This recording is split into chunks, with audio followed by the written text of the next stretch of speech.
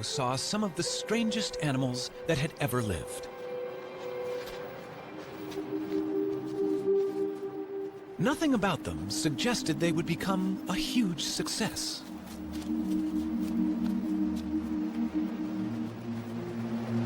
But these turtles were among the first of Earth's great dynasties of reptiles.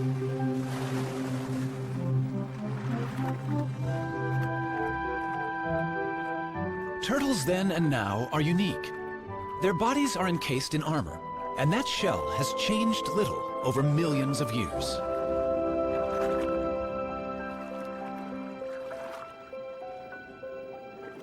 Varying greatly in size, they colonized most of the world. But wherever they live, the basic shape of a turtle's body remains the same. Some land-dwelling turtles, or tortoises, are quite small. Others have become famous as giants. Some long-necked types are at home in and out of fresh water. They and these shorter-necked turtles are known as terrapins.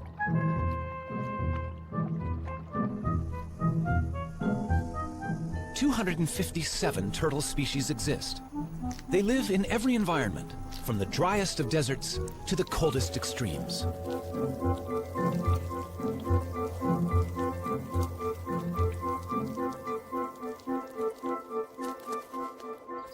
Some that are gentle vegetarians have become welcome visitors to our homes. Others hunt out of our view.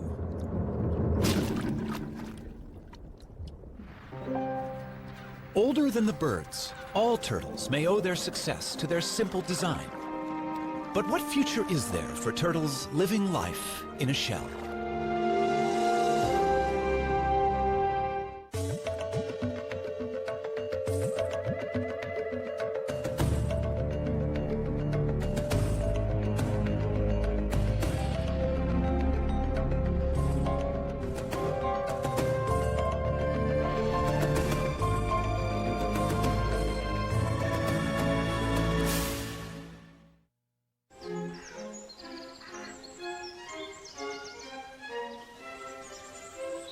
Powderham Castle in England is the ancestral home of Lord Devon.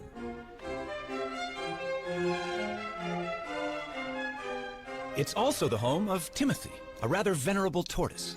To the present lord, Timothy is the oldest member of the family.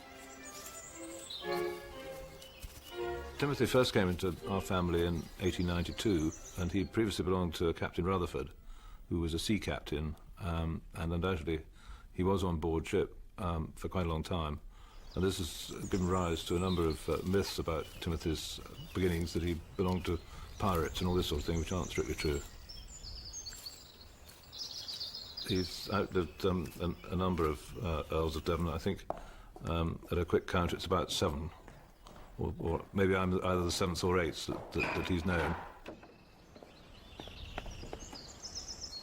The suggestion is that Timothy is at least 162 years old. I think he mostly lives on sort of clovers and things, but his favourite really is strawberries. Now, my son, what about that? He's been known to make a mistake when he is wanting a strawberry, and we once had a lady with painted red toenails, and she got rather a sharp nip on the toenail. But he doesn't make too many mistakes. He knows usually what he's got.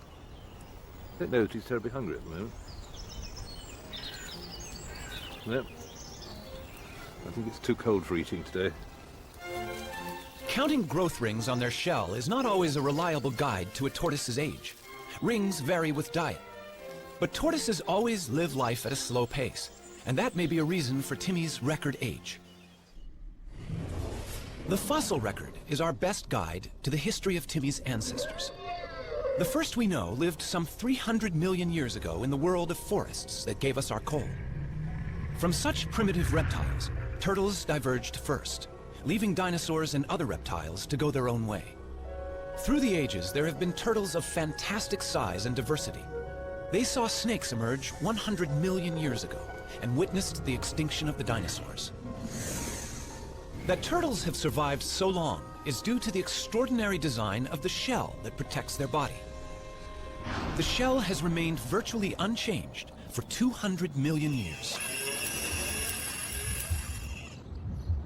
A thick layer of hardened scale is its first line of defense, but a broad bony layer, the carapace, provides strength. In other animals, this bone would be ribs. The turtle's backbone is fused to the shell. It's the support under the bridge. The shell of a turtle serves many purposes. On land, it's heavy, restricting movement, but great protection. Underwater, in a streamlined form, the shell allows for graceful swimming with surprising speed. Power is provided by huge front flippers.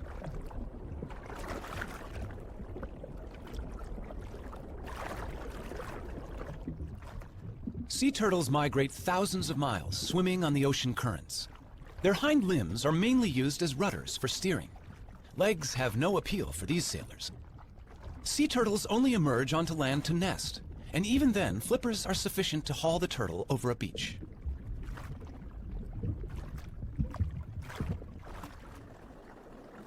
Freshwater turtles, or terrapins, do have legs, with webbed toes to propel their streamlined shell. When feeding on the bottom of a lake or river, legs are more useful than flippers. And terrapins also climb out of the water, so their legs are essential.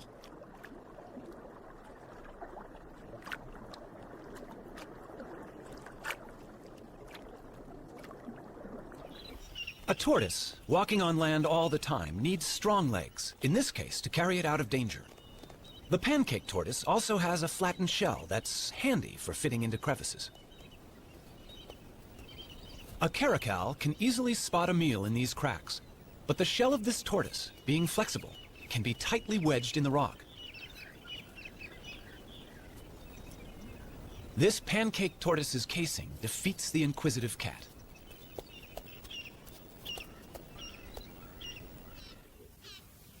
Giant tortoises, and this one on a Galapagos island is among the largest in the world, have no natural predators to hide from, but they need weightlifters' legs to move their enormous shell.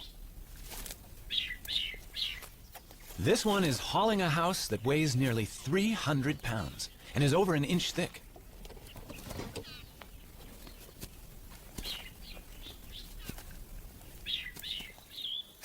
A tiny box turtle leads a far more troubled life in raccoon country, but its domed shell has a cunning device that usually outwits such hunters. It's time to take evasive action. The shell is hinged. The drawbridge comes up, and all of the turtle, head, limbs, and tail, is safe inside its castle.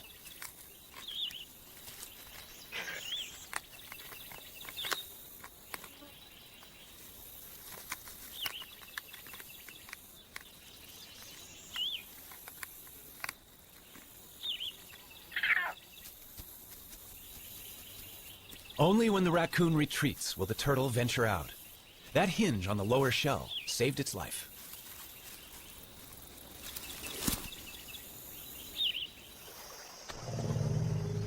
The turtle's shell has survived some huge challenges over millions of years. But sometimes, no matter how good the design, the odds can be against it.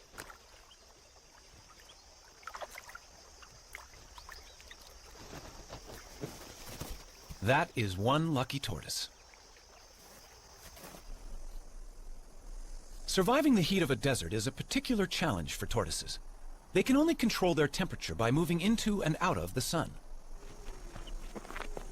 Dr. Jeff Lovage of the United States Geological Survey is radio tracking a desert tortoise on a wind farm in California.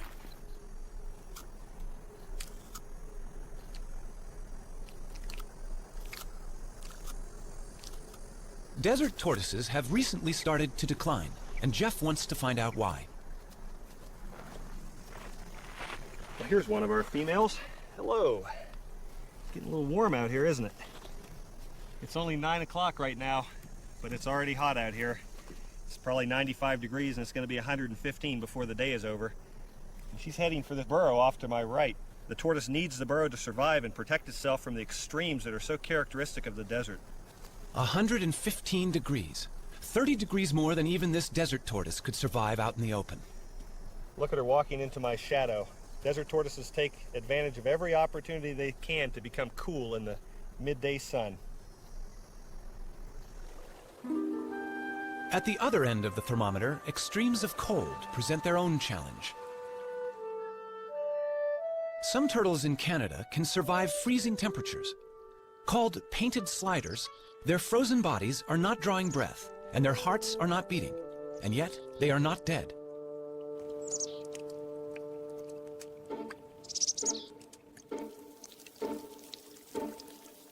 These hatchlings, born in August, freeze and unfreeze throughout the winter until the final thaw in spring. How the cells of their body survive this, nobody knows. Yet the painted sliders leave their nest and start active life unharmed.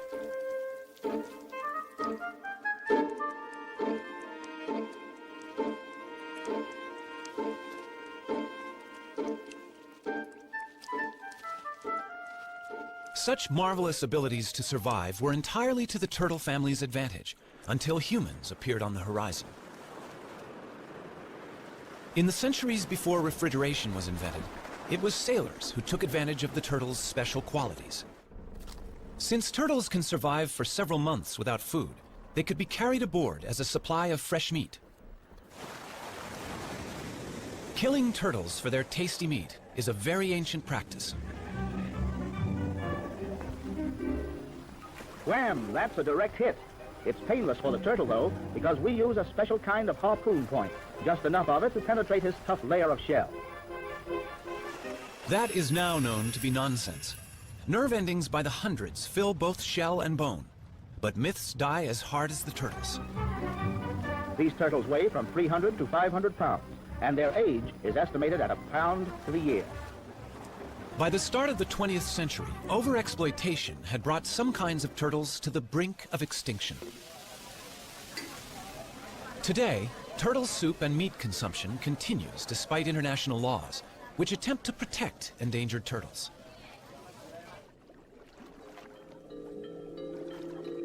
The turtle may well be our defenseless victim, but in the natural world, these successful reptiles have for a long time been quite capable of defending themselves. Tiger sharks and their relatives kill sea turtles in deep water. But in these shallows, this loggerhead turtle can turn the tables.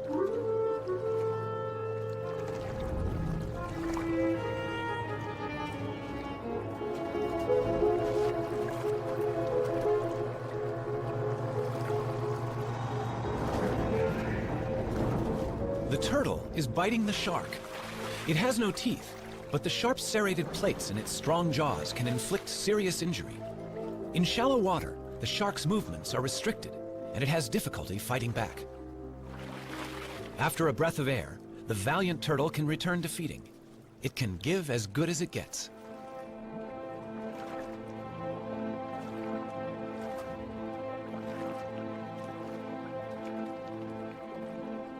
A loggerhead eats a variety of seafoods, but its beak is ideal for capturing hard-shelled prey.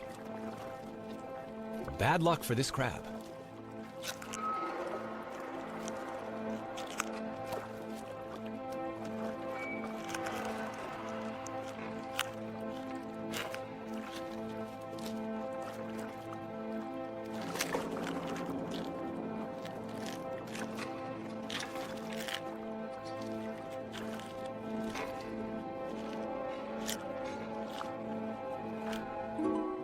In freshwater, a camouflaged turtle is hunting.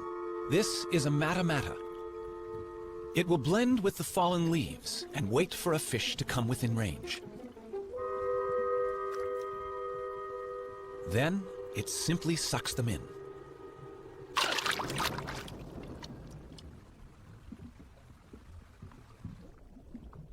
The fearsome jaws of an alligator snapping turtle gape and reveal a worm-like appendage on its tongue. Lured by its wriggling, a fish investigates this death trap. And there are even turtles that hunt together. Donald Stridham knows that visitors to the Swardini Reptile Park in South Africa are fascinated by the bloodthirsty terrapins he exhibits there. It's feeding time in the terrapin pool. You know, if I had to put my finger into this water, they would eat it. But I'm going to give them something else to eat, their favorite food, a little piece of chicken here. And if I lower that down, they're going to move towards this. Come, guys. Come on. You'll probably find that the red-eared terrapins come first.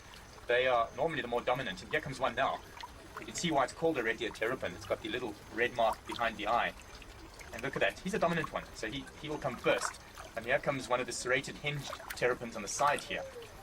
And the rest of them are going to respond to the movement. In fact, they would have to eat in colonies. They can't easily, as you can see here, bite up a chunk of meat on their own. So they need to tear it amongst each other. They eat much the same way as piranhas. So lots together, biting off chunks and pieces of meat. And you can see that happening right here now. Red ear's got a really good grip on it. They tear at the meat. This is all very necessary in nature. They clean up the place. They're in fact the aquatic hyenas.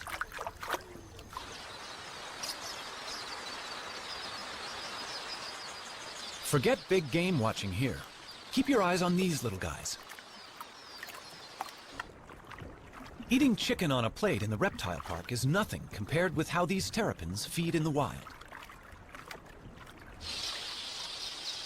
The predator sizes up its prey, these quelea, which flock in the thousands. One terrapin grabs a bird. The others crowd in to snatch what they can.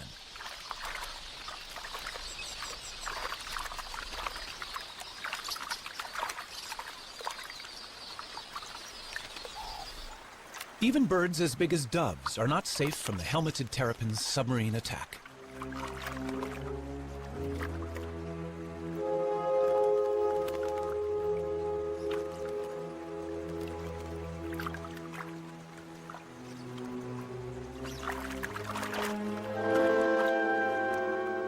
A lone terrapin could overcome the dove, but hungry rivals are on their way.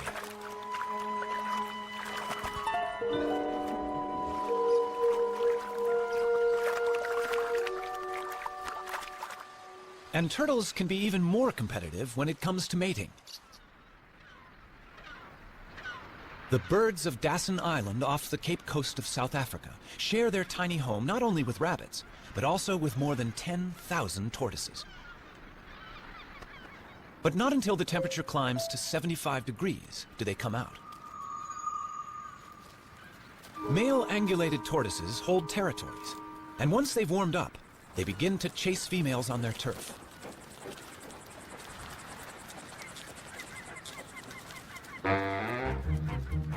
Once he's found one, he won't easily let her go.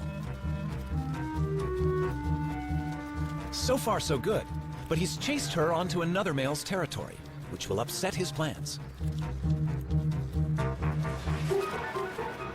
They do battle, a duel in the sun. But a third male has seen an opportunity, and he's mating with their female.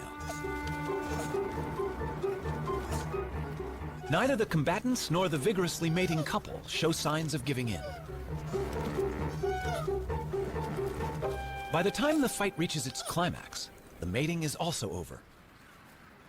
The loser may even lose his life. He must right himself, or else fry in the sun.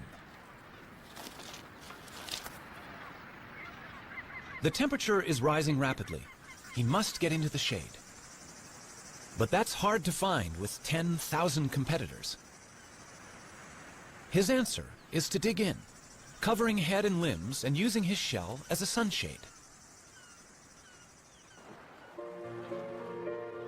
In tropical waters, temperatures are much the same all year round. These male green turtles near Borneo will mate whenever a receptive female is available. The males have the long tails. They're all pursuing one female. A male succeeds in locking onto her shell and mating with her. Rival males are surprisingly vicious in trying to interrupt his success. These powerful jaws can injure a flipper.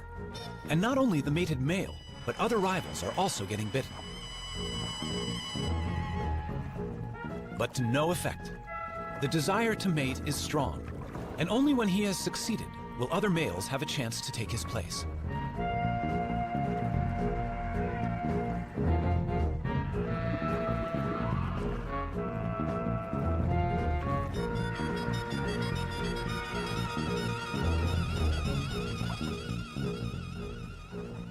In the sea or on land, turtles breed with little problem. But on the unique islands of the Galapagos, a crisis has arisen. At the Charles Darwin Research Station, the fortunes of the famous Galapagos Island tortoises are being carefully monitored. These tortoises are giants, among the largest in the world. And they are more than just a tourist attraction. They're endangered, and their survival depends on them breeding in captivity here.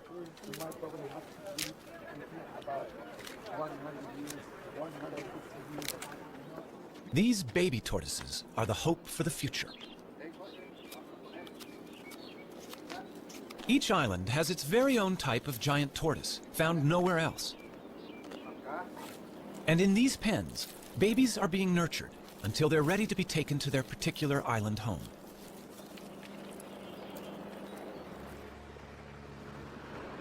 In past centuries, boats landed on each island to plunder the docile giants, killing or collecting them.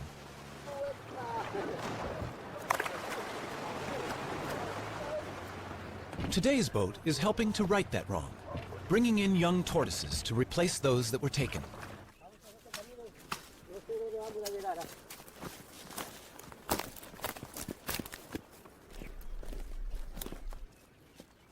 This is the island of Hispaniola. The Hispaniola tortoise was once facing almost certain extinction. Now, the future arrives in a bag.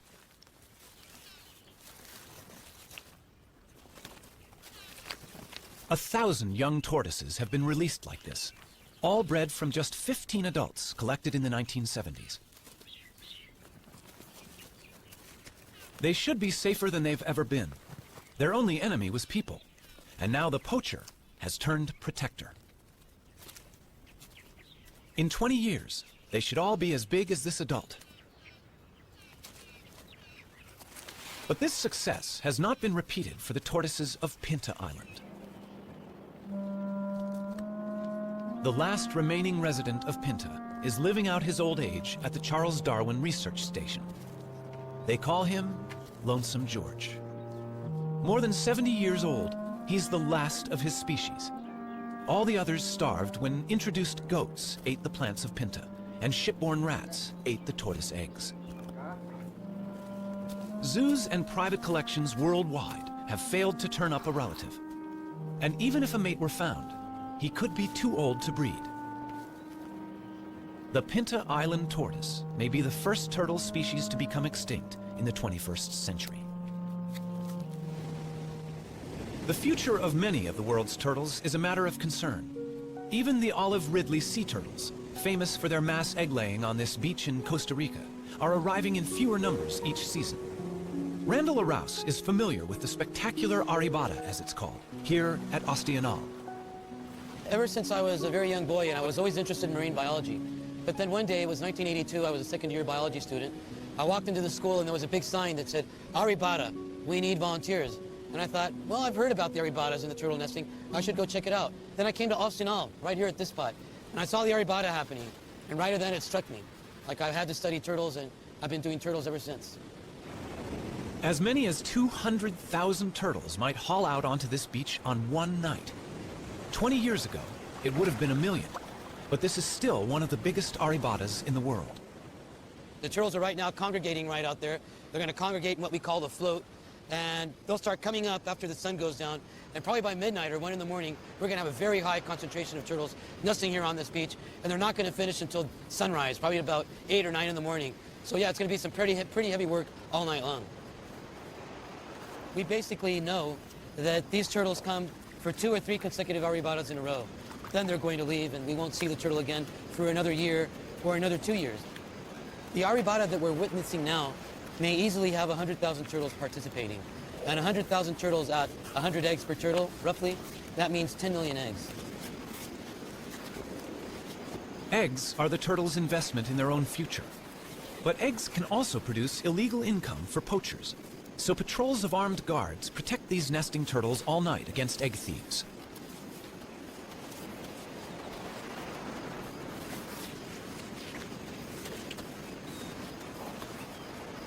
This female may have mated with several males offshore. So each of her 60 to 100 fertilized eggs may have a different genetic composition. which is healthy for the future of olive Ridley turtles. Randall can also inspect the health of an individual while she's laying. She seems to be unaware of him and in a kind of trance. He examines her gently for signs of disease or injury while she's in this curious, semi-conscious state. Just why she enters this trance is not yet known. The studies carried out on this beach indicate that roughly 8% of all the eggs laid on this beach will actually hatch and turn into little turtles. Now, that does not mean that these little turtles will turn into adults. A wild guess is 1 out of 100. This beach at Ostional is only about 4.5 miles long. And with turtles still arriving to nest at dawn, there is not much space left, and some inevitably dig up the nests of others.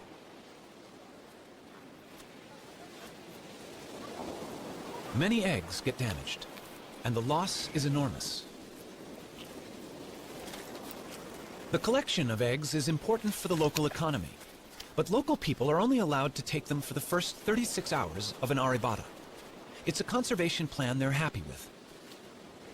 The community of Ostional protects their turtles in many ways. Probably the main way is they respect the management plan. There are rules as to when you can harvest, when you can't, and the community as a whole complies. You can only harvest the eggs for the first 36 hours. The eggs have to be packaged in a special way. There has to be receipts, there's all this paperwork. And the people of Ostional comply with all these rules and regulations to their very best. And they get a good harvest without harm to the turtles. Soft-shelled, the eggs travel well to a luxury market, where some are enjoyed over the bar in a pricey drink they call baka.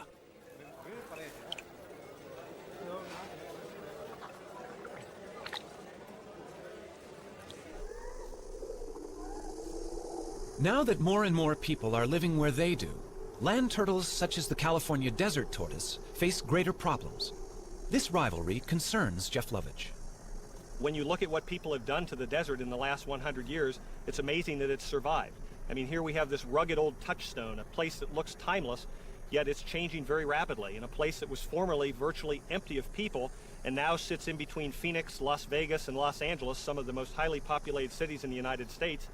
And we put roads in through the whole desert. We've driven over it in our motorcycles, our trucks, and our off-highway vehicles. We've encouraged the spread of exotic species of plants and animals that are changing the landscape of the desert very rapidly. And the desert tortoise has become the flagship species for conservation in the Mojave Desert.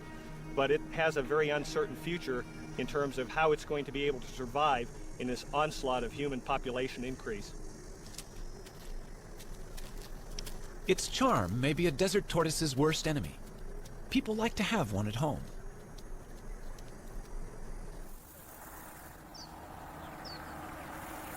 Problems arise when the once-loved pet outgrows its welcome. It seems so easy and kind to let it go in the wild. But Fred, or whatever his pet name has been, is about to cause problems among the wild tortoises he will inevitably meet. He appears to have a cold, a viral infection that he'll soon pass on to others.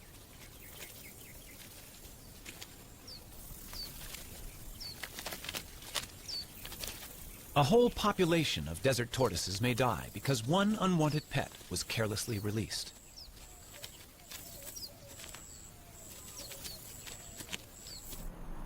Close to towns, tortoises are presented with other problems.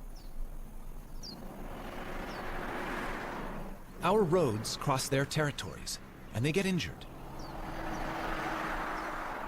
I have a very injured turtle. Another casualty for the vet. But this one is not from a traffic accident. Hi, what do we have here? Oh, let's have a look. Poor thing. Oh, looks like it's been chewed up by a dog or a coyote or some kind of a predator. Okay, this is just like dead skin, dead scales, so this doesn't hurt. This is just like peeling dead skin off. Fiberglass can be used to repair tortoise bodywork. Sometimes I feel like a cook when I'm doing this. Cover up, but we'll cover it up with another layer. And it should do fine. Down there too. Because of the fact that it's clear, we can see through it and see what that tissue looks like in there.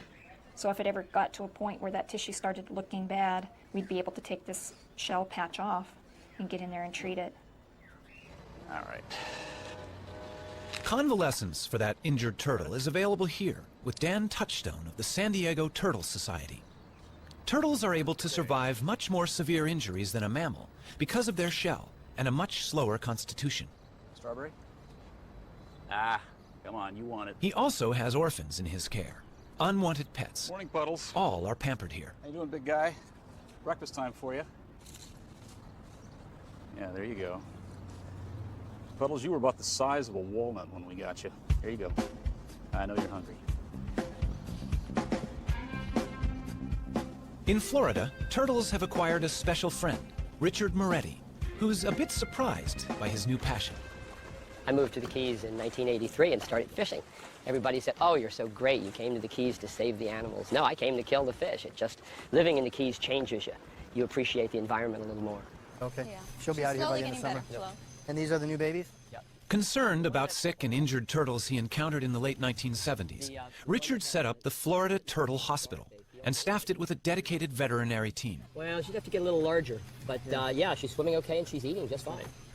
I filled an old saltwater swimming pool with tarpon and grouper and snapper, and all the children that came to visit said, do you have any turtles? So in 1986, we went to the state of Florida and said, how do we get sea turtles? They said, well, the only way you can have them is to do something for them. And I said, well, what would you like us to do? They said, well, we need a rehabber. And they said, a rehabber, if a turtle gets hit by a boat, we take it to the vet and pay the bill. We buy the food and pay the bill, and when it's ready, we turn it out. I said, well, I can do that. And that was our very modest start of the Sea Turtle Hospital. Guys, Watch your legs. I got him. There he goes. Okay, that's perfect. But before I moved to the Keys, I ran a Volkswagen facility, and Volkswagens would come in broken, and my job was to find the best mechanics and the best parts. Well, this is the same. The turtles come in broken, and my job is to find the best vets and the best meds. It's the same, except now instead of having to give them the bill, I pay the bill, and that even makes it nicer. There you go. Thanks, Doc. And I didn't get too wet. This little tumor is the beginning of a virus that affects sea turtles around the world. This disease started 100 years ago. When we first started seeing it 15 years ago in the Keys, turtles would come in with a singular tumor like this. This turtle's evidently just gotten the disease because he's only got a couple of very small tumors, which we'll take off. And once we do, that'll immunize her against the disease. We'll keep her for a year, we'll make sure she doesn't grow anymore, and then we'll let her go. It appears to be a herpes virus, very similar to herpes simplex 1 and 2, and it's affecting turtles worldwide. Right now, all 8 species of turtles have a similar lesion. We haven't been able to get tissue samples to make sure it's the same virus, but we've gotten tissue samples from about half the turtles around the world, and all the ones we've been able to examine are about 95% positive to the same virus. Okay. Some turtles infected with this herpes virus arrive in a much more advanced stage of the disease. The team intends to do everything they can, but this turtle has been greatly weakened by the growths.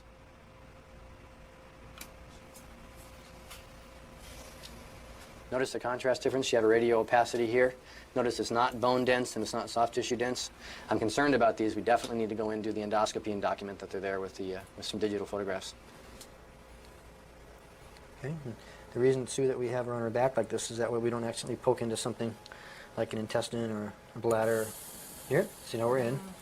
That's got to make her feel so much better. Okay, gang, here we go. I'm going to pass this directly in.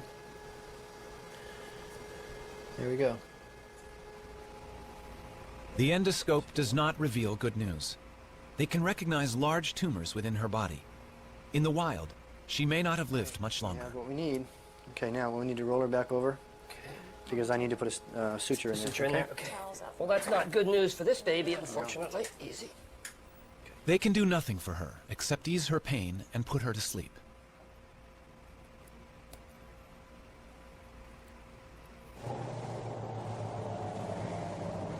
The joy of success helps make up for the sadness of failure. And today, 4 rehabilitated turtles are going home. They look like they're ready. Yeah, after never being out of a tank, they're going to enjoy this big tank called an ocean, huh? All right. Have lots of babies, guys. Are you ready for this? You look ready. You're beating me up already? You got your jewelry? Yeah. Okay. You can go. Moments like this reassure Richard Moretti that their work is worthwhile. All right, guy. Shall we send them in pairs? All right, sounds good to me. All right, they're roommates. They've been roommates. Okay, there they go. Ready? Usually when you see wildlife being worked on, it's usually on a picnic table with a buck knife. Well, we've built a state-of-the-art facility to give these animals the care they really need. Those little turtles that were just released, when they came in, they had been trapped in roots when they were born, and they struggled to get out, and they were cut all the way to the bones, all over their body from struggling with those roots. It took us 2 years to get them ready, and you saw those were nice, healthy turtles. And the feeling, taking a wild animal that's going to live a lot longer than I will, back out into the ocean and turning it loose for future generations, well, you can see, goosebumps. It's great. Nothing feels better than being able to put something back for the future.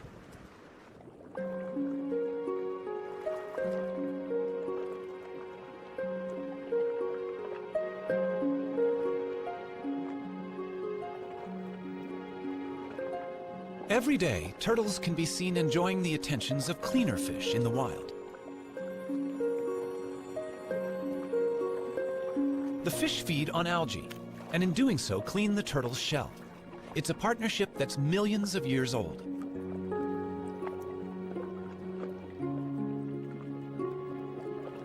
Generation after generation lived in what might have seemed a perfect world.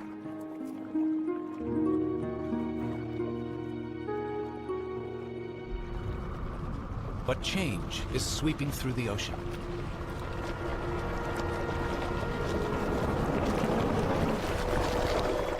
Commercial fishing puts nets into the sea, which can break loose and drift, catching much more than intended.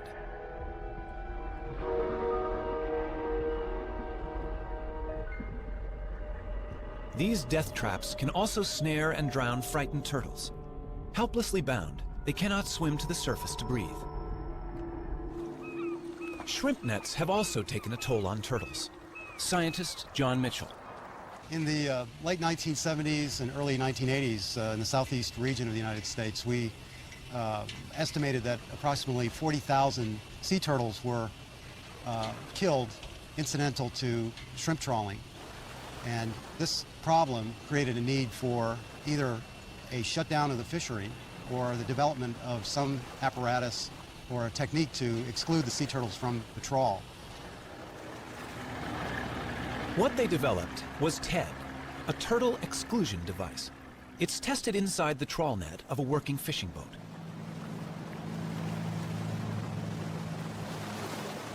The net is being dragged behind the boat, and the TED is fixed inside the net at the end. The idea is that a turtle in the net hits the device, is pushed up the ramp, and escapes through the top of the net. Only a live turtle can test it.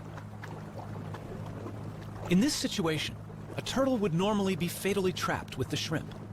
But on reaching the TED, the turtle, much bigger than the shrimp, hits the bars, is guided upwards and out into the sea, none the worse for its experience. It's a simple invention, but it saves the lives of many turtles. And the use of TEDs desperately needs to be encouraged worldwide. Here in Central America, we know that in Costa Rica at least 15,000 turtles are being caught a year. And of course, this is definitely going to have an impact on the population. There's a dead turtle right over there, you can see, almost definitely killed by a shrimper. If Costa Rica was implementing TEDs efficiently, this would no longer be the case.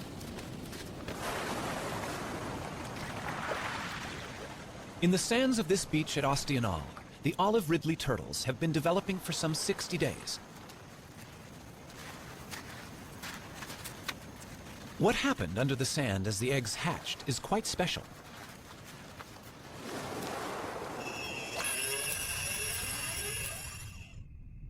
The eggs at the bottom of the nest hatch first. The hatchlings climb to the top of the chamber, and down below, sand fills the space they left. As more hatch, the floor is gradually lifted to just below the surface, and the hatchlings emerge together.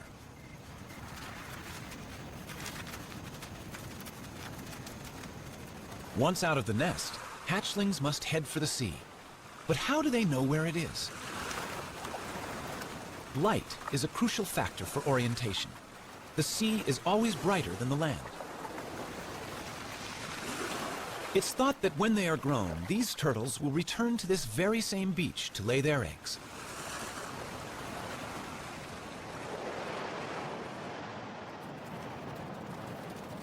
Turtles also hatch in daylight. Most race directly for the ocean, but they can now be seen by predators. Theirs is a lonely and dangerous journey.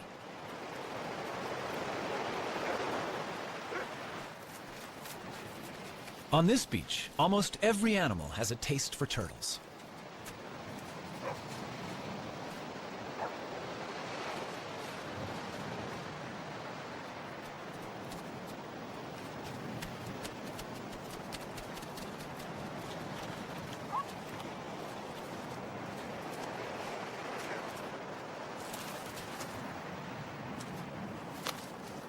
But predators, such as this black vulture, don't always get to eat their fill.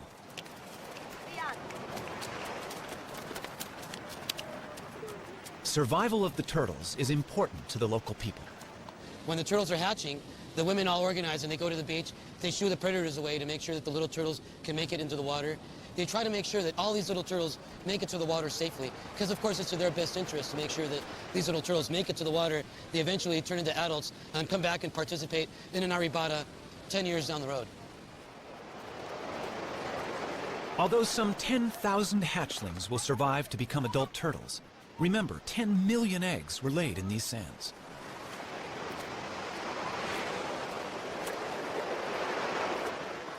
With a little help, these youngsters will be out to sea, where they will drift away on the currents.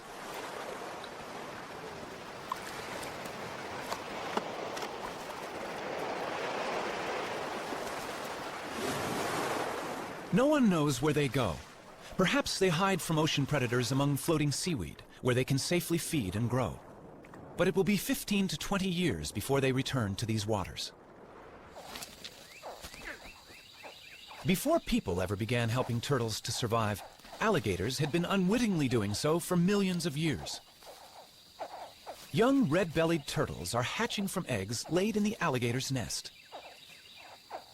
The rotting heap is warm and humid, as good for incubating turtles' eggs as it is for hatching alligators. Both stand to gain. Alligators eat a good many adult red-bellied turtles.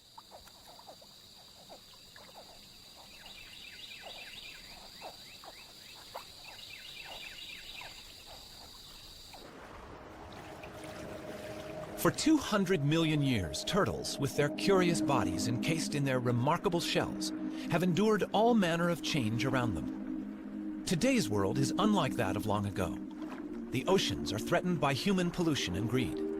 Ancient homelands have become deserts. Islands are overrun by vermin. And the future for these reptiles may depend on us. We don't know really what role they play in the overall scheme of things with the ecosystem, and I think that's one reason why we should use any means to protect them. There are many, many animals that we really humans don't see a need to spend the effort and the time to conserve, but just the fact that we don't know, I think means that we should. Throughout the world, irrespective of culture, there is an affinity for the turtle. Throughout the world, we have myths that ascribe various characters and features to turtles that we like to teach our children, like being steadfast and being resolute.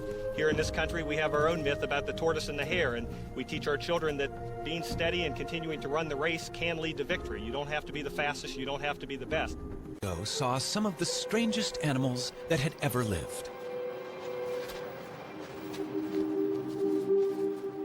Nothing about them suggested they would become a huge success.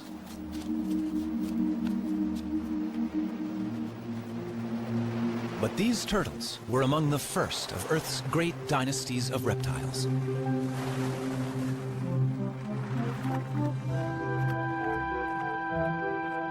Turtles then and now are unique. Their bodies are encased in armor, and that shell has changed little over millions of years.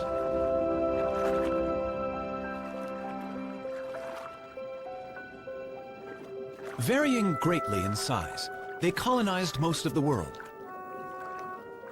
But wherever they live, the basic shape of a turtle's body remains the same. Some land-dwelling turtles, or tortoises, are quite small. Others have become famous as giants. Some long-necked types are at home in and out of fresh water. They and these shorter-necked turtles are known as terrapins.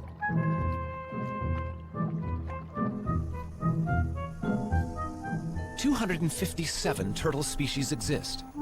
They live in every environment, from the driest of deserts to the coldest extremes.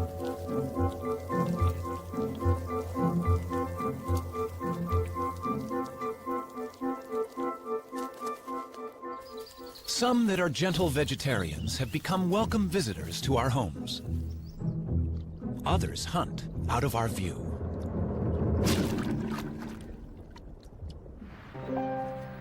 Older than the birds, all turtles may owe their success to their simple design. But what future is there for turtles living life in a shell?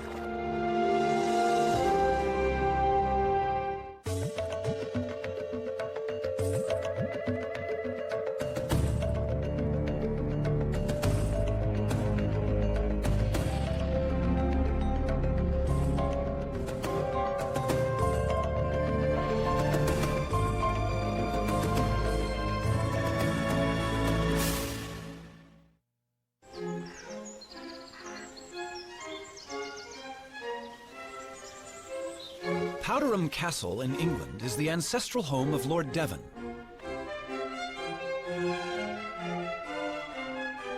It's also the home of Timothy, a rather venerable tortoise. To the present lord, Timothy is the oldest member of the family. Timothy first came into our family in 1892, and he previously belonged to Captain Rutherford, who was a sea captain, and undoubtedly he was on board ship for quite a long time.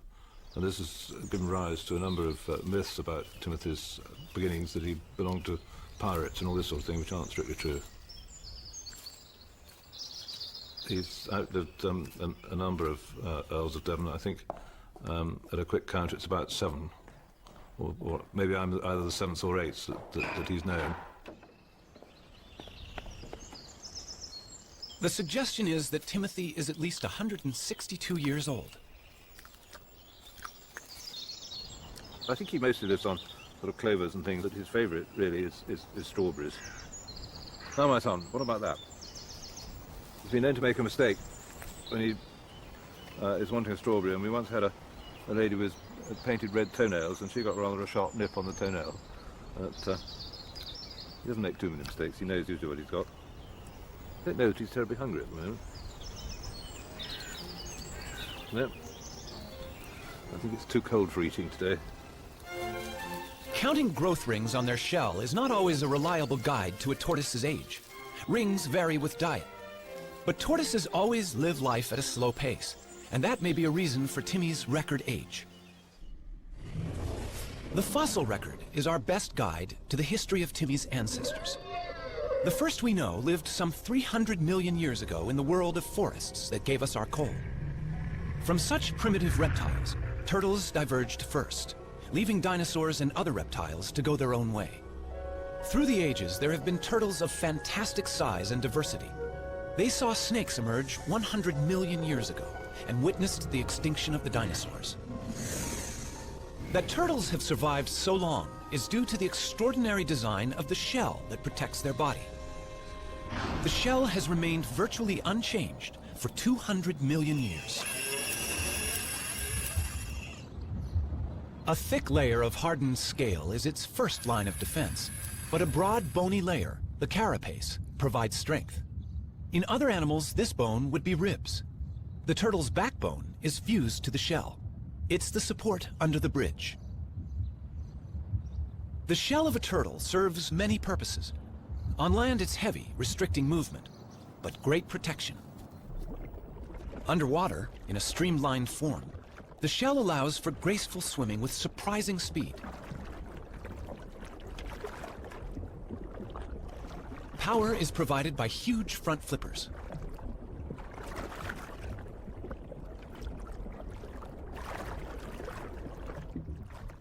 Sea turtles migrate thousands of miles, swimming on the ocean currents. Their hind limbs are mainly used as rudders for steering.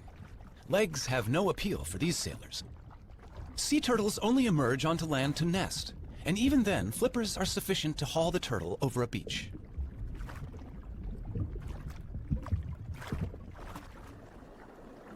Freshwater turtles, or terrapins, do have legs, with webbed toes to propel their streamlined shell. When feeding on the bottom of a lake or river, legs are more useful than flippers. And terrapins also climb out of the water, so their legs are essential.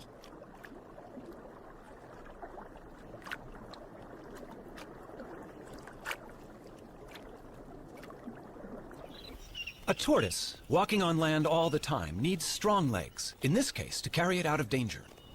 The pancake tortoise also has a flattened shell that's handy for fitting into crevices. A caracal can easily spot a meal in these cracks, but the shell of this tortoise, being flexible, can be tightly wedged in the rock. This pancake tortoise's casing defeats the inquisitive cat.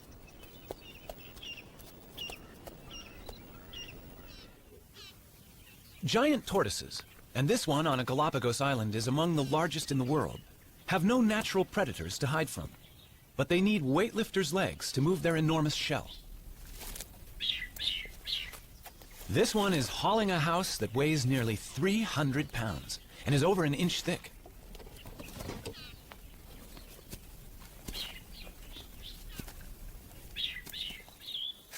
A tiny box turtle leads a far more troubled life in raccoon country, but its domed shell has a cunning device that usually outwits such hunters. It's time to take evasive action. The shell is hinged. The drawbridge comes up, and all of the turtle, head, limbs, and tail, is safe inside its castle.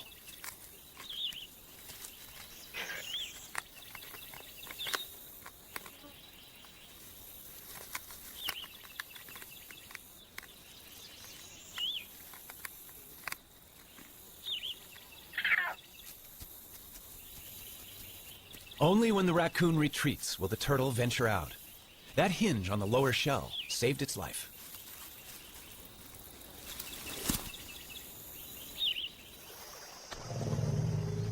The turtle's shell has survived some huge challenges over millions of years. But sometimes, no matter how good the design, the odds can be against